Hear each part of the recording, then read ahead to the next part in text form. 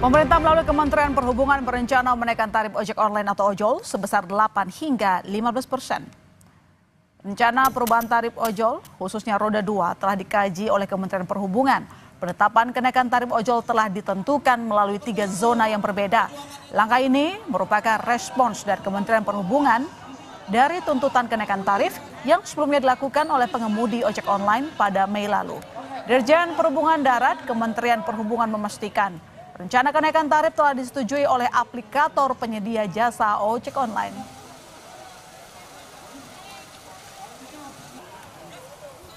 Untuk tuntutan terkait dengan tarif, kami sudah melakukan pengkajian dan sudah final untuk perubahan tarif, terutama roda 2. Itu ada beberapa kenaikan.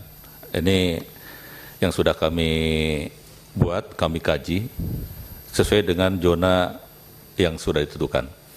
Bervariasi, kenaikan tersebut ada 15%, ada 8%, tergantung dari zona yang kita tentukan. Ada 3 zona, zona 1, zona 2, zona 3. Dan ini proses masih kami teruskan. Besok kami akan memanggil, tapi pada prinsipnya kenaikan tarif ini sudah disetujui, Pak, oleh aplikator. Saudara, Kompas.com mencoba melakukan simulasi kenaikan tarif ojek online dengan rute stasiun Sudirman menuju kawasan SCBD dengan menggunakan 3 aplikator penyedia jasa layanan ojek online. Nah, tarif ojol menggunakan aplikasi Gojek dengan pilihan GoRide Hemat saat ini bertarif Rp14.000 dan jika kenaikannya 15% ditetapkan, maka tarifnya akan menjadi Rp16.100. Harga yang tidak jauh berbeda juga berlaku dengan menggunakan aplikasi Grab. Dengan menggunakan pilihan layanan Bike Hemat, harga saat ini sebesar Rp14.000 dan setelah naik 15% menjadi Rp16.100. Untuk jasa aplikasi Maxim, dengan menggunakan layanan Bike sangat hemat, harga saat ini sebesar Rp13.700 dan ketika sudah naik 15%, maka tarifnya menjadi Rp15.800. Beragam respons muncul dari pengemudi ojol. Ada yang setuju dengan keputusan kenaikan tarif ojol tersebut, namun mereka meminta agar potongan biaya kepada aplikator ikut diturunkan. Sementara pengemudi ojol lainnya menyatakan tidak setuju dengan rencana kenaikan tarif ojol sebesar 8 hingga 15%.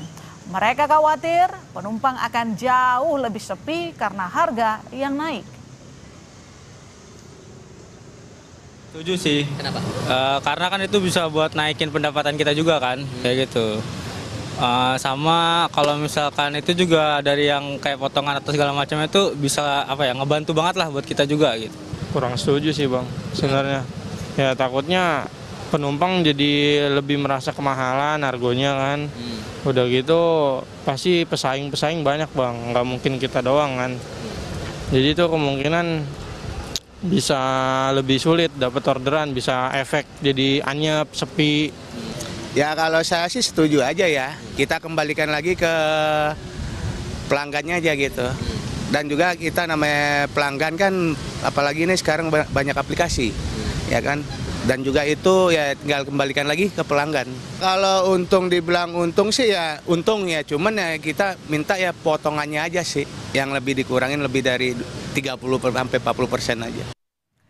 Rencana kenaikan harga tarif ojek online mulai dari 8% hingga 15% ditentukan berdasarkan 3 zona oleh Kementerian Perhubungan. Jurnalis Kompas TV Rahma Piliang dan juru kamera Andika Ahadiat akan mengilustrasikan kepada Anda bagaimana jika tarif ojek online naik hingga 15%. Berikut liputannya.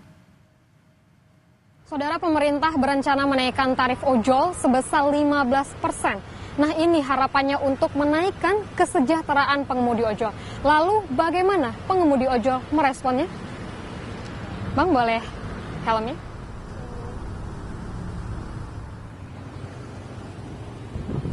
Kenaikan tarif ojek online menjadi salah satu angin segar bagi para pengemudi ojek online. Kenaikan ojek online mulai dari 8% hingga 15% diharapkan bisa meningkatkan kesejahteraan para pengemudi.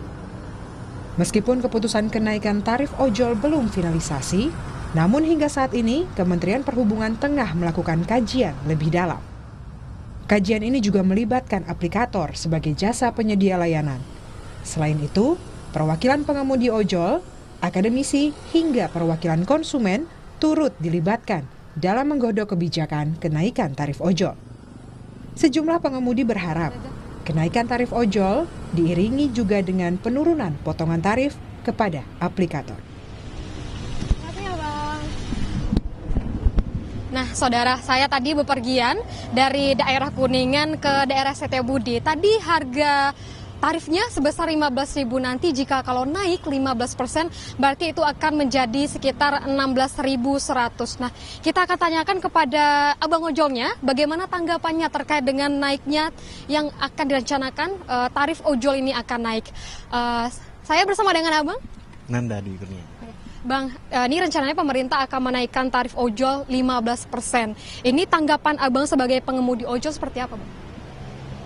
Bagus sih Kak, ada peningkatan, cuman pasti kayaknya potongan ke aplikator ini masih agak gede sih kayaknya. Kalau biasanya itu seperti apa Bang, kalau untuk skema pembayarannya dari kantor, dari awalnya dari pelanggan, kantor juga ke pengemudi? Udah langsung dipotong sih Kak, cuman dikasih tahu berapa kepake dari customernya aja.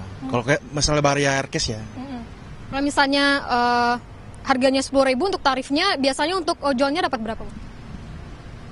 Kalau 10.000 sesuai sih Kak. Sesuai biasanya juga ya. Berarti kalau misalnya tanggapan abang, kalau misalnya 15% ini naik, apakah menurut abang akan ada?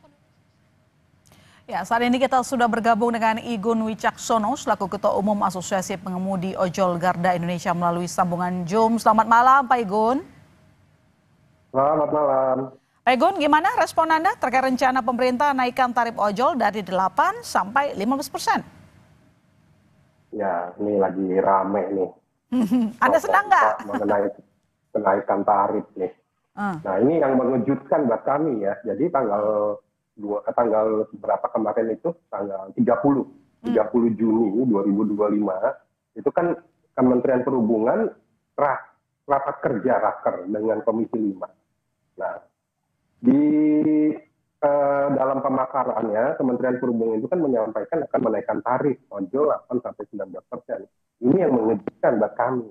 Karena gini, tanggal 20 Mei 2025 di flashback ya, kami menuntut itu tidak ada kenaikan tarif, gitu. Jadi yang kami tuntut bukan kenaikan tarifnya, tapi perbaiki dulu potongan biaya aplikasinya. Nah, ini dibuat blunder ya. Kami lihat dibuat blunder sendiri oleh Kementerian Perhubungan bahwa tuntutan kami A dibuatnya B, tuntutan kami potongan 10%, tapi ditentukannya tarif. Gitu, dinaikkan tarif itu sampai 15%. Ya kami menolak akan adanya kenaikan tarif ini. Karena apa? Kami sebagai asosiasi yang awal tahun 2018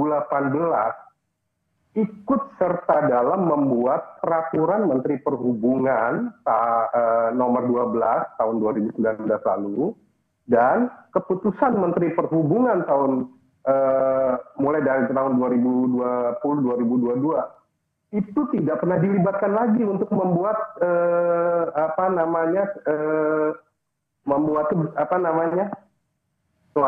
suatu kajian. Nah, tiba-tiba Kementerian Perhubungan dengan perusahaan aplikasi membuat statement bahwa tarif ini dinaikkan atas persetujuan perusahaan aplikasi. Loh, terus kemana pengemudinya? Kemana para asosiasi yang selama ini ikut membentuk tarif? Gitu. Tiba-tiba membuat keputusan yang mengejutkan buat kami. Jadi kalaupun memang tarifnya naik sampai 15%, Anda curiga bahwa nanti potongan kepada aplikator pun tetap akan besar. Tidak sesuai dengan permintaan dari teman-teman ojol. Ya, betul. Jadi gitu. Jadi kami minta perbaiki dulu ini potongan biaya aplikasi 10%. Kami minta turun 5% loh.